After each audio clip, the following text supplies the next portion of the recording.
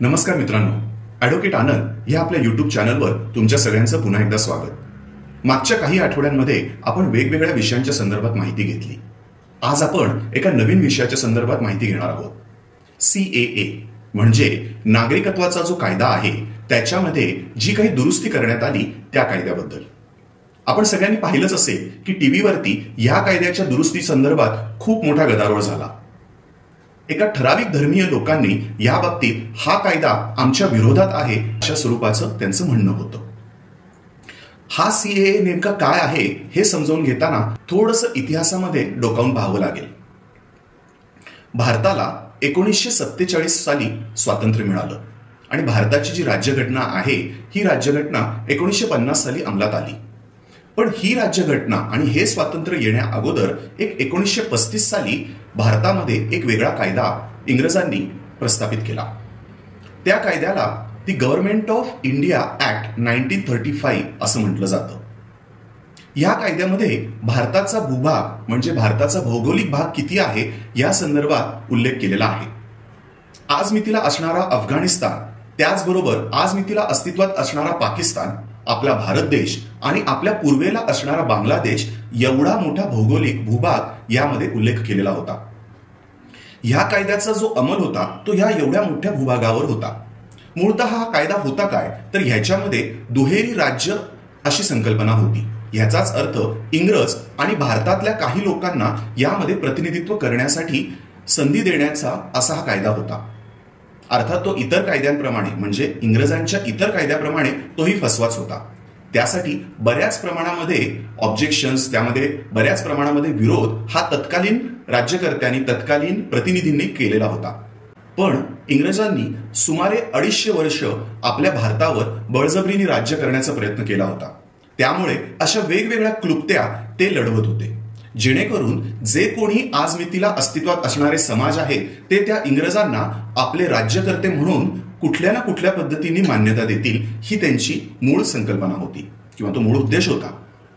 पण तसं काही घडलं नाही. 1947 साली आपल्याला ज्या वेळेला स्वातंत्र्य मिळालं त्यावेळेला एक खूप मोठी दुःखद घटना घडली. ती दुःखद घटना म्हणजे भारताचं जे विभाजन करण्यात आलं ते धर्माच्या अनुसार किंवा धर्मानिहाय हे करण्यात आलं. म्हणजे जो कुठला मुस्लिम बहुल भाग होता, ज्याला आपण म्हणूयात आजचा पाकिस्तान आणि बांगलादेश, हा वेगळा करण्यात आला. आणि त्याचबरोबर जो मधला उरलेला जो आपला भारत आहे त्याला हिंदू, जैन, शीख, बौद्ध, पारशी आणि अशा वेगवेगळ्या धर्माच्या लोकांना हा भाग देण्यात येत आहे असं सांगण्यात आलं. आपण आत्ता उल्लेख केलेला 1935 सालचा जो कायदा आहे यामध्ये भारताचा भूभाग म्हणजे कुठला आणि त्या भूभागामध्ये राहणारे भारतीय वंशाचे लोक कुठले या बाबतीत उल्लेख करण्यात आलेला आहे. हा कायदा महत्वाचा अशासाठी ठरतो कारण आत्ता जो बहुचर्चित असलेला CAA आहे याच्यामध्ये भारतीय वंशाचे लोक कुठल्या भूभागावरती आहेत या बाबतीत आपल्याला उल्लेख सापडतो. आता आपण पुढे जाऊयात की ज्या वेळेला भारताला अशा पद्धतीचं स्वातंत्र्य मिळालं आणि धर्माच्या नुसार या दोनही देशांचं विभाजन करण्यात आलं, त्यानंतर सगळ्यात मोठी अडचणीची जी बाब झाली त्याला म्हणूयात स्थलांतर. खूप मोठ्या प्रमाणावरती मुसलमान लोकांनी पाकिस्तानमध्ये जाणं पसंत केलं आणि त्याचबरोबर पाकिस्तानातल्या अनेक लोकांनी भारतामध्ये येणं पसंत केलं. पण त्याखेरीज असा पण एक मोठा वर्ग होता की ज्यांनी पाकिस्तानामध्ये राहणंच पसंत केलं, परंतु ते मुसलमान धर्मीय नव्हते. आणि तशीच बाब बांगलादेशच्या बाबतीत पण घडली. बांगलादेशमध्ये खूप मोठ्या प्रमाणामध्ये हिंदू, शीख, जैन धर्मीय तसेच बौद्ध धर्मीय हे लोक सुद्धा राहायला त्यांनी सुरुवात केली. म्हणजे त्यांनी भारतामध्ये येणं नाकारलं. आता त्यानंतर काय घडलं की भारताला हे ठरवणं अत्यंत गरजेचं होतं की कुठल्या व्यक्तीला आपण भारताचं नागरिकत्व द्यायचं आणि त्याच्यासाठी असणाऱ्या कुठल्या वेगवेगळ्या पद्धती अवलंबायच्या. भारताची तर राज्यघटना होतीच, पण राज्यघटनेनुसार जरी आपल्याला वेगवेगळ्या बाबींचा जर आपण विचार केला तर त्याच्यामध्ये हे नागरिकत्व कसं द्यायचं याच्या बाबतीत उल्लेख नव्हता. म्हणून 1955 साली हा नागरिकत्वाचा कायदा अंमलात आला. या नागरिकत्वाच्या कायद्यामध्ये नेमकं काय ते आपण समजून घेऊया. या नागरिकत्वाच्या कायद्यामध्ये कुणाला भारतीय म्हणायचं, भारताचा भूभाग कुठला, त्याचबरोबर भारताच्या भूभागाव्यतिरिक्त असणारे भारताचे जे राजदूत आहेत ते त्या ठिकाणी असताना त्या बाबतीत कुठल्या पद्धतीचे कायदे अस्तित्वात असणार आहेत आणि त्यांचा अंमल होणार आहे या बाबतीत देखील आपल्याला संकल्पना सापडतात. त्याच्यानंतर कुठल्या माणसाला गैरप्रकाराने किंवा आपण ज्याला म्हणूया इल्लिगली तो त्या भारतामध्ये येण्याचा प्रयत्न करतोय अशा स्वरूपाची संकल्पना पण त्याच्यामध्ये उल्लेख केलेला आहे, ज्याला आपण आजच्या बोलीभाषेमध्ये इल्लीगल एमिग्रंट असं म्हणतो. आता हे जे इल्लीगल एमिग्रंट आहे हे जर भारतामध्ये आले याचाच अर्थ त्यांच्याकडे कुठल्याही पद्धतीचा ते ज्या देशात राहत होते त्या देशाचं पासपोर्ट नाहीये किंवा त्यांच्याकडे दुसऱ्या देशाचा पासपोर्ट आहे परंतु त्यांना भारतामध्ये येण्यासाठी ज्या पद्धतीचा विजा लागतो त्या विजाची त्यांच्याकडे परवानगी नाहीये. अशा दोनही प्रकारच्या लोकांना ह्या कायद्यानुसार इल्लीगल एमिग्रंट अशा स्वरूपानं संबोधण्यात आलं. पण आपण लक्षात घेऊया, कुठलाही नागरिक कुठलाही व्यक्ती जेव्हा त्याचं राहतं घर त्याचं राहता देश सोडून दुसऱ्या देशात येतो त्याची बरीच कारणं असतात. दरवेळेला तो इल्लीगल इमिग्रंटच असेल किंवा अवैध पद्धतीने भारतात घुसखोरी केलेला नागरिक असेल असं नसतं. काय आहेत त्याची उदाहरणं पाहूया. एखादा व्यक्ती जो भारतामध्ये नोकरी करण्यासाठी आलेला आहे, त्याला नोकरी करण्याच्या अनुषंगाने विजा दिलेला आहे परंतु त्याचा विजा आणि त्याची मुदत संपलेली आहे. एखादा व्यक्ती भारतामध्ये राहण्यासाठी आला पण तो कशा प्रकारे आला तर तो म्हणूयात आपण प्रवासी म्हणून आला आणि तो प्रवासी म्हणून आला पण त्याची मुदत संपल्यावर तो बाहेरच गेला नाही. तिसरा प्रकार बघूयात की भारतामधल्या एखाद्या व्यक्तीशी लग्न करून आलेली व्यक्ती. आता या सगळ्या पद्धतीमध्ये या सगळ्या प्रकारांमध्ये या लोकांना नागरिकत्व देण्याची तरतूद हे असणं अत्यंत गरजेचं होतं. त्यामुळे भारत सरकारने 1955चा हा जो कायदा आणला त्याच्यामध्ये एक 6 पद्धतीने कुठल्या व्यक्तीला कशा पद्धतीने नागरिकत्व देता येतं याबद्दल उल्लेख केला. काय आहे समजून घेऊया. सगळ्यात पहिलं जे नागरिकत्व कुठल्याही व्यक्तीला मिळतं ते म्हणजे जन्माने. त्याचे आई वडील जर का भारतीय असतील आणि त्यांना जर का एखादं मूल झालं तर ते मूल हे जन्माने त्या देशाचं नागरिक होतं. दुसरा प्रकार नागरिकत्व बाय डिसेंट.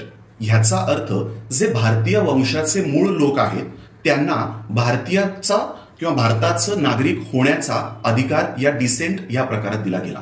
याचाच अर्थ असा, खूप लोक जे भारताचे नागरिक होते पण असं समजूयात ते कामानिमित्त परदेशात राहत होते आणि त्यांना तिथे एखादं मूल जन्माला आलं तर ते मूल हे भारतीय आहे का नाही याच्याबद्दल चर्चा करण्यापेक्षा भारत सरकारने असं ठरवलं की तिथून पुढच्या 1 वर्षामध्ये त्यांनी जवळ असणाऱ्या राजदूताकडे जाऊन जर त्या व्यक्तीची त्या नवीन जन्माला आलेल्या मुलाची जर नोंद केली तर त्याला भारतीय अशा स्वरूपाचं नागरिकत्व देता येऊ शकतं. असं समजूया, खूप मोठ्या प्रमाणामध्ये पूर्वीच्या काळात आफ्रिकेमध्ये स्थलांतरं झाली. लोक काम करण्यासाठी मजूर म्हणून नेण्यात आले आणि त्यावेळेला जे भारतीय वंशाचे लोक आहेत त्यांना जर परत भारतात यायचं असेल आणि त्यांनी जर अशी सिद्धता करून दाखवली की आमचा मूळ जो काही जन्म आहे हा भारतातलाच आहे आणि त्यामुळे आमची जी मुलं आहेत त्यांना सुद्धा भारताचं नागरिकत्व देण्यात यावं तर त्या बाबतीत देखील तरतूद करण्यात आली. अर्थात याच्यामध्ये सगळ्यात महत्वाचा भाग असा असतो की कुठलाही देश अशा स्वरूपाचे जेव्हा कायदे करतो त्यावेळेला ते स्वतःचं एक धोरण किंवा ज्याला आपण पॉलिसी अशा स्वरूपाचं डिसिजन घेतात. त्यामध्ये भारताने असं ठरवलं की अशा स्वरूपाचे जे परदेशात राहणारे पण भारतीय वंशाचे लोक आहेत त्यांना जर भारतामध्ये यायचं असेल तर त्यांना आपण वेलकमच केलं पाहिजे आणि त्यानुसार या कायद्यामध्ये या पद्धतीच्या लोकांना नागरिकत्व देण्याची तरतूद करण्यात आली. तिसरा प्रकार जो आहे त्याला म्हणतात सिटिझनशिप बाय नॅचरलायझेशन. ह्याचाच अर्थ असा, एखादा व्यक्ती एका ठराविक कालावधीसाठी भारतामध्ये राहत आहे, या कायद्यानुसार सुमारे 11 वर्ष किंवा त्यापेक्षा अधिक, तर त्या व्यक्तीला भारताचं नागरिक होण्यासाठी अर्ज करण्याची मुभा असते. अर्थात त्याचा हा अधिवास हा 11 वर्ष हा कुठलाही खंड न पडता झालेला पाहिजे. याचाच अर्थ असा समजूया की एखादा व्यक्ती भारतामध्ये नोकरी करण्यासाठी आला आणि तो 12 वर्ष इथे राहत आहे आणि त्याने कुठल्याही पद्धतीच्या देशविघातक किंवा देशविरोधी कारवाया केलेल्या नाही आहेत आणि त्याला असं वाटते की मला भारतामध्ये नागरिकत्व घेऊन राहण्याची इच्छा आहे तर त्याला नागरिकत्व देता येतं. अर्थात हे सगळं करत असताना त्याला खूप कंडिशन्स आणि खूप नियमावली आहेत की त्या व्यक्तीचा जो पूर्वीचा अधिवास आहे किंवा त्या व्यक्तीचं पूर्वीचं जे नागरिकत्व आहे ते त्याला सोडावं लागतं, त्याने आपल्या राज्यघटनेची शपथ घ्यावी लागते आणि त्याच्याबरोबर अनेक अशा गोष्टी आहेत. त्याच्यानंतर भारतीय होण्यासाठी अर्जाद्वारे देखील नागरिकत्व मागता येतं. एखादा व्यक्ती म्हणू शकतो की मला भारतात येऊन राहायचं आहे, मी इतका काळ भारतामध्ये आपण असं म्हणूयात की व्यवसायानिमित्त, व्यापारानिमित्त, नोकरीनिमित्त राहत आहे, पण आता मला या भारत देशाचं नागरिकत्व हवं आहे, तर ती व्यक्ती अर्जाद्वारे देखील अशा पद्धतीचं नागरिकत्व घेऊ शकते. आता हे जेव्हा नागरिकत्व दिलं जातं, त्याचबरोबर अजून एक नवीन प्रकार ह्या कायद्यामध्ये सम्मिलित करण्यात आला होता. त्याचाच अर्थ असा की एखाद्या भूभागाने किंवा एखाद्या भौगोलिक वेगळा देश असणाऱ्या जर का टेरिटोरीनी असं म्हणाले की आजपासून आम्ही भारताचा भाग आहोत, तर त्यामध्ये असणारे नागरिक हे देखील भारताचे नागरिक ह्याच हिशोबाने समजले जातात आणि त्यावेळेला त्यांना नागरिकत्व देण्याची तरतूद या 1955च्या कायद्यामध्ये आहे. मग हा सीएए आहे काय आणि सीएए हा जो काही कायदा आहे याच्या बाबतीत एवढा गदारोळ का होतोय याच्यासाठी आपल्याला समजून घेण्याची गरज आहे. जसा जसा काळ बदलायला लागला तसं तसं सगळ्यांच्या असं लक्षात येऊ लागलं की हे जे पाकिस्तान, बांगलादेश, अफगाणिस्तान या ठिकाणी जे राहणारे लोक आहेत, या लोकांवरती एका ठराविक धर्माच्या लोकांकडून अत्याचार होत आहेत. अर्थात ही भारताची धोरण किंवा पॉलिसी होती की अशा स्वरूपाने जर का कुणाला धर्माच्या अनुषंगाने प्रताडित करण्यात आलं किंवा धर्माच्या अनुषंगाने त्याला जर का अत्याचाराला बळी पडावं लागलं तर त्याला भारत आसरा देईल. हे समजून घेताना आपल्याला इंटरनॅशनल कायदा किंवा इंटरनॅशनल लॉ याच्या बाबतीतल्या काही तरतुदींची माहिती घेणं गरजेचं आहे. भारत हा युनायटेड नेशन्स या संस्थेचा सभासद आहे. त्यामध्ये जे कुठले सभासद असणारे देश आहेत त्यांनी व्यक्ती किंवा माणूस या गोष्टीला सगळ्यात प्राधान्यक्रम दिलेला आहे. आता तो प्राधान्यक्रम त्यांनी दिलेला असल्यामुळे ज्या कुठल्या व्यक्तीला भारतामध्ये आल्यावरती संरक्षण देण्याची गरज आहे, संरक्षण देण्याची गरज आहे, त्या व्यक्तीला भारतामध्ये मुख्य प्रवाहात सामील करून घेताना ते कसं करून घेता येईल या बाबतीत संशोधन किंवा दुरुस्त्या करणं हे भारताच्या केंद्र सरकारला गरज वाटू लागली.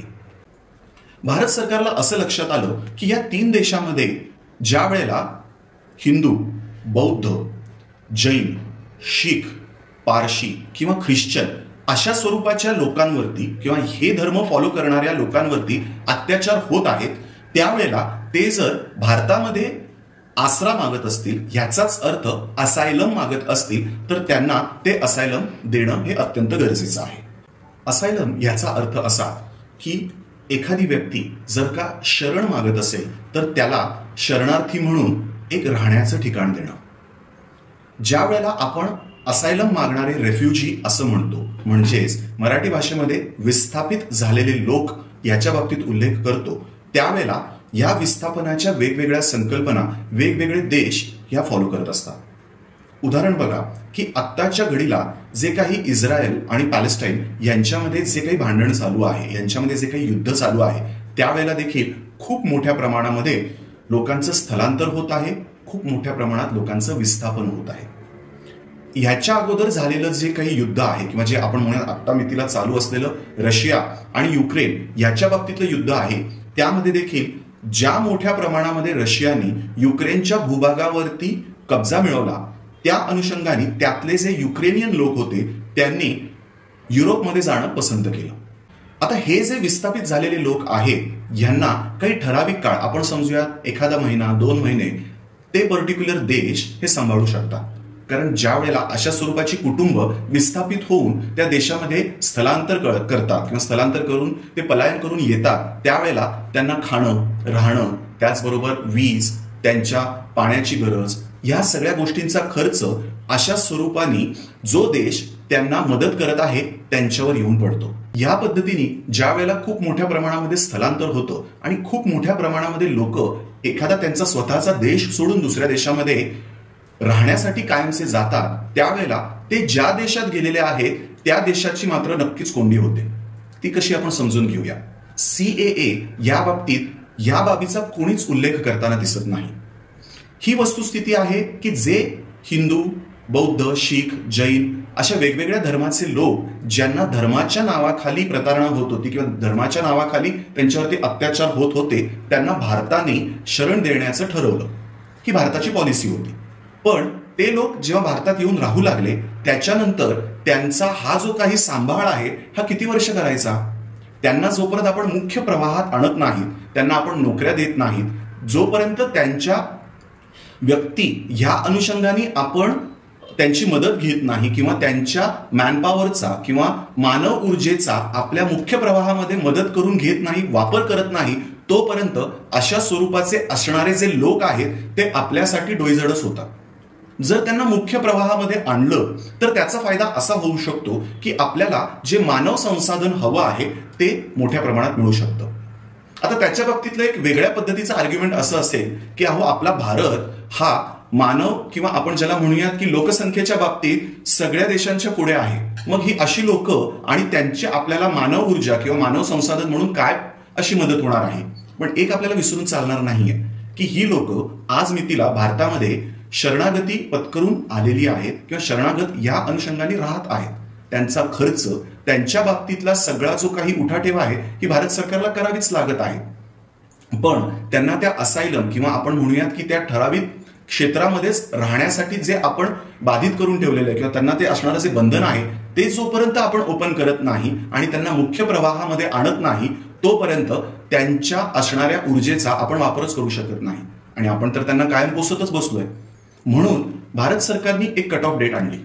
31 डिसेंबर 2014च्या अगोदर जे कोणी असे शरणागती भारतामध्ये पत्करून आलेले लोक आहेत त्यांच्या बाबतीत या दुरुस्तीनुसार विचार करण्याचं भारताने ठरवलं आणि त्यामध्ये हे जे ठराविक धर्माचे लोक आहेत त्यांना नागरिकत्व देण्याच्या साठीची दुरुस्ती या 2019च्या दुरुस्ती कायद्यामध्ये करण्यात आली आणि तो म्हणजेच CAA. एक वेगळ्या पद्धतीचं आर्ग्युमेंट या बाबतीत केलं जातं की CAA आणि NRC याचा अर्थ असा की national record of citizen. So NRCच्या बाबतीमध्ये असं लक्षात आलं की जे भारतीय नाहीत अशा स्वरूपाचं एक रजिस्टर बनवण्याचं भारत सरकारने एक उद्घोषणा केली. पण ही अजूनही अंमलात आलेली गोष्ट नाही. आज मितीला जे काही आहे त्याला आपण CAA एवढंच त्या गोष्टीचं स्वरूप आहे. आज मितीला NRC अस्तित्वात नाही. जो काही अस्तित्वात आहे हा CAA 1955चा कायदा आणि त्याच्या अनुषंगाने झालेल्या वेगवेगळ्या दुरुस्त्या. त्यामुळे ह्याच्यामध्ये कुठल्याही स्वरूपाने कोणत्याही व्यक्तीचं नागरिकत्व घालवण्याची किंवा रद्द करण्याची प्रोव्हिजनच नाहीये. त्यामुळे जे मूळतः भारतीय आहेत त्यांनी कुठल्याही स्वरूपाने मी या एका ठराविक धर्माचा आहे आणि त्यामुळे माझी धार्मिकता लक्षात घेऊन माझं नागरिकत्व घालवतील अशा स्वरूपाची भीती बाळगण्याची तर गरजच नाहीये. मुळातच CAA हा कायदा जे अशा स्वरूपाने शरणागती पत्करून भारतात आलेले लोक आहेत त्यांना मुख्य प्रवाहात कशा पद्धतीने घेता येईल एवढाच बाब किंवा एवढीच मुद्दा सांगणारा हा दुरुस्ती कायदा आहे. हा CAA अस्तित्वात आणल्यावरती त्याच्यामध्ये अशा स्वरूपाचं आर्ग्युमेंट करण्यात आलं ते म्हणजे भारताची राज्यघटना ही सेक्युलर पद्धतीचा अवलंब करते आणि त्यामुळे तुम्ही सगळ्या धर्मांना समानतेने वागवणं गरजेचं आहे. एखादा व्यक्ती कुठल्याही दुसऱ्या धर्माचा आहे पण त्याला या दुरुस्तीच्या अनुषंगाने तुम्ही त्याच्यात सम्मिलित करून घेत नाही आहात म्हणून त्या बाबतीत आवई उठवली गेली. पण मला तुम्हाला हे सांगायचं आहे की या कायद्यामध्ये किंवा या दुरुस्ती कायद्यामध्ये युक्रेनमधून विस्थापित झालेल्या लोकांना देखील सम्मिलित करण्यात येत नाहीये. इस्रायलमध्ये ज्या पॅलेस्टाईन लोकांच्या बाबतीमध्ये आज मितीला युद्ध चालू आहे त्यांना देखील घेण्यात येत नाहीये. जे बहामिया लोक आहेत त्यांना सुद्धा याच्यामध्ये सम्मिलित करून घेण्यात येत नाहीये. मंगोलियन लोक आहेत त्यांना सुद्धा याच्यामध्ये कुठल्याही पद्धतीने एंट्री नाहीये. याचाच अर्थ असा की सेक्युलर ह्या संज्ञेचा ज्या वेळेला आपण खरा अर्थ समजून घेतो त्याचा अर्थ असा की तुम्ही या देशाचे जर नागरिक असाल तर तुम्ही जो कुठला धर्म फॉलो करता, जो कुठला धर्म पाळता तो धर्म पाळण्यासाठी तुमच्यावर बंधन नाही. पण याचा अर्थ असा येत नाही की भारताने त्यांची पॉलिसीच ठरवू नये आणि कुठल्या धर्माच्या लोकांना आपल्या देशामध्ये येण्यासाठी त्यांनी वेलकम करावं. या बाबतीत भारताला हे स्वातंत्र्य कायमच होतं आणि कायमच असणार आहे. ज्या वेळेला आपण एखादा देश स्वतंत्र आहे असं म्हणतो त्यावेळेला त्या देशाचं स्वातंत्र्य, त्या देशाची असणारी राज्यघटना, त्याचप्रमाणे त्याचं जे सार्वभौमत्व आहे हे आपण मान्य करत असतो. त्यामुळे त्या देशाच्या राज्यकर्त्यांना, त्या देशाच्या सरकारला आम्ही कुठल्या पद्धतीच्या लोकांना आमच्या देशामध्ये वेलकम करणार आहोत हे ठरवण्याचा संपूर्ण अधिकार असतो. म्हणून जर का केंद्र सरकारने अशा स्वरूपाच्या जर का तरतुदींनी किंवा दुरुस्तींनी एका ठराविक धर्माच्या लोकांना जर का बाजूला ठेवलेलं असेल तर त्याच्या बाबतीत हा केंद्र सरकारच्या पॉलिसीचा भाग असू शकतो। याचा अर्थ एखादा जर का व्यक्ती तो जर का दुसऱ्या धर्माचा आहे आणि त्याने भारतातल्या नागरिकाशी जर का लग्न करून आला, तो भारतामध्ये राहण्यासाठी आला, तर ज्या आपण मगाशी 6 पद्धतींचा उल्लेख केला म्हणजे citizenship by descent, citizenship by birth, citizenship by naturalization, citizenship by territory which is taken over by the government म्हणजे भारताने व्यापित केलेला नवीन भूभाग, या वेगवेगळ्या पद्धतीने त्याला भारताचं नागरिकत्व हे मागताच येतं। त्या गोष्टींसाठी कुठलाही अडसर नाही। भारताने त्यांची पॉलिसी कशी ठरवावी आणि ती पॉलिसी कशा पद्धतीने इम्प्लिमेंट करावी हा भारताच्या केंद्र सरकारचा सर्वस्वी असणारा विषय आहे। त्यामुळे इतर जे देश आज मितीला तुम्ही एका ठराविक धर्माच्या लोकांना वेगळं काढू पाहत आहेत असं जे म्हणण्याचा जो प्रयत्न करत आहेत, त्यांनी कृपया इतिहासामध्ये डोकावून पाहण्याची गरज आहे। इतिहासामध्ये ज्या वेळेला हे 2 भूभाग, हे 2 देशच वेगळे करण्यात आले आणि त्याचा जो मूळ गाभा होता तो जर धर्म असेल तर त्या अनुषंगाने जर CAA मध्ये अशा स्वरूपाची जर तरतूद करण्यात आली तर ती घटनाबाह्य ठरणं शक्यच होणार नाही।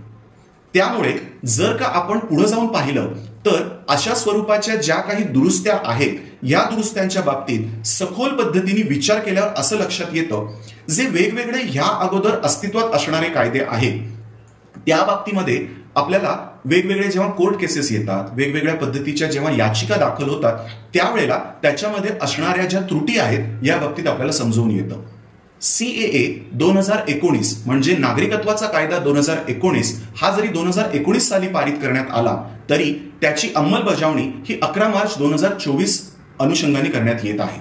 त्यामुळे त्याच्यामध्ये असणाऱ्या त्रुटी, त्यामुळे एखाद्या ठराविक धर्मावरती याचा अन्यायकारक असा वापर करण्यात येईल हे आत्ता या घडीला म्हणणं हे खूप चुकीचं ठरेल आणि त्यामुळे थोडा काळ या बाबतीत जाऊ द्यावा लागेल आणि तो काळ जाऊ दिल्याशिवाय आपल्याला या बाबतीतली जी काही त्रुटी आहेत किंवा त्यातल्या ज्या काही दुरुस्त्या आहेत या बाबतीत विचार करता येणं अशक्य आहे।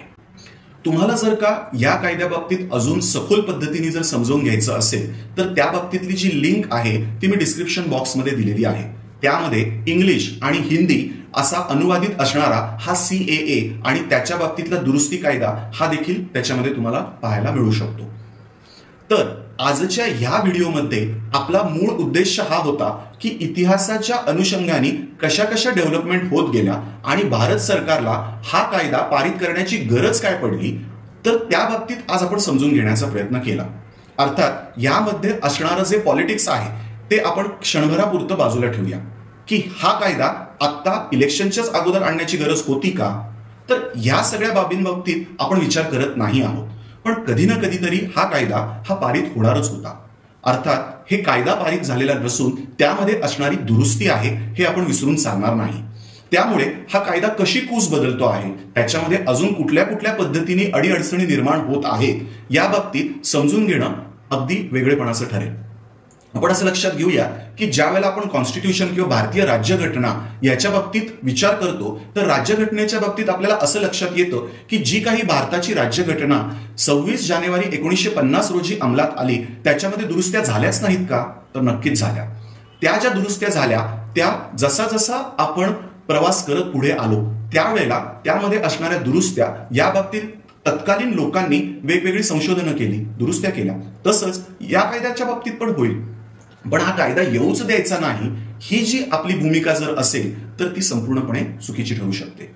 एक कायद्याचा अभ्यासक या अनुषंगाने हा जेव्हा आम्ही कायदा विशद करण्याचा किंवा त्याला आपण म्हणूया पोस्टमॉर्टम करण्याचा प्रयत्न करतो तर त्यावेळेला हा एका मोठ्या कुठल्या तरी कायद्याचा छोटासा भाग आहे हेच आमच्या लक्षात येतं। त्यामुळे आत्ताच्या मितीला CAA 2019 अमेंडमेंट ऍक्ट याच्यामध्ये कुठल्याही पद्धतीने कुठल्याही धर्माच्या आज मितीला भारतीय या अनुषंगाने अस्तित्वात असणाऱ्या व्यक्तीला घाबरून जाण्याचं कारण नाही आणि त्यामध्ये कुठल्याही व्यक्तीचं नागरिकत्व हिरावून घेण्याची कुठलीच प्रोव्हिजन नाही आहे। त्यामुळे आपण या कायद्याचं स्वागत करूया आणि पाहूया की कशा स्वरूपाने हा कायदा नवनवीन आपल्याला आव्हानं देतोय का आपल्याला सुरळीतपणाने जगण्यासाठी मदतच करतोय। आजचा जर हा तुम्हाला व्हिडिओ आवडला असेल तर आम्हाला लाईक करायला विसरू नका आणि अशा वेगवेगळ्या विषयांवरती जर का तुम्हाला अजून जाणून घ्यायचं असेल तर सबस्क्राईबचं बटन दाबायला अजिबात विसरू नका. आमचं जे हँडल आहे लेट्स टॉक टू ॲडव्होकेट आनंद, हे जर का तुम्ही शोधलं तर या अगोदरचे सगळे व्हिडिओज तुम्हाला पाहायला मिळतील. आपण पुढच्या आठवड्यात अशाच एका नवीन विषयाच्या संदर्भात एक नवीन व्हिडिओ घेऊन आपल्या भेटीला येत आहोत. तोपर्यंत नमस्कार.